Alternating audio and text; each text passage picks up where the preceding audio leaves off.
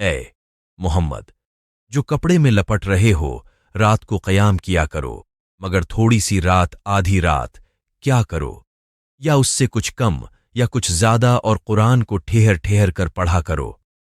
हम अनकरीब तुम पर एक भारी फरमान नाजिल करेंगे।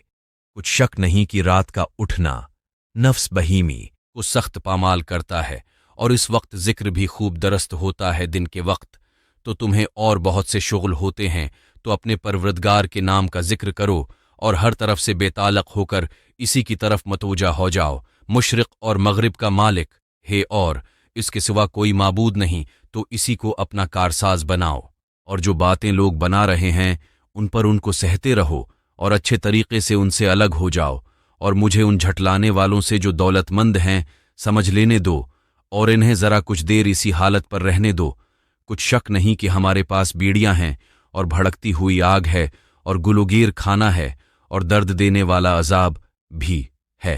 जिस दिन जमीन और पहाड़ कांपने लगें और पहाड़ ऐसे भर भरे गोया रीत के टीले हो जाएं कि अहल मक्का, जिस तरह हमने फिरौन के पास मूसा को पैगंबर बनाकर भेजा था, इसी तरह तुम्हारे पास भी मोहम्मद रसूल भेजे हैं जो तुम्हारे मुकाबले में गवाह होंगे।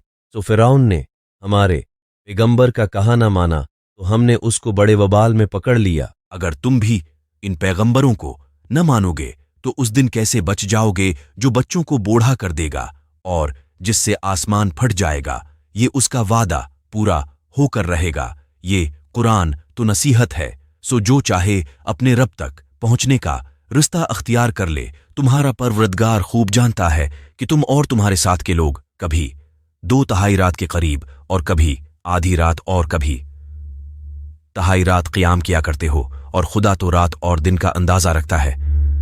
उसने मालूम किया कि तुम उसको निभाह न सकोगे, तो उसने तुम पर मेहरबानी की। बस जितना आसानी से हो सके इतना कुरान पढ़ लिया करो।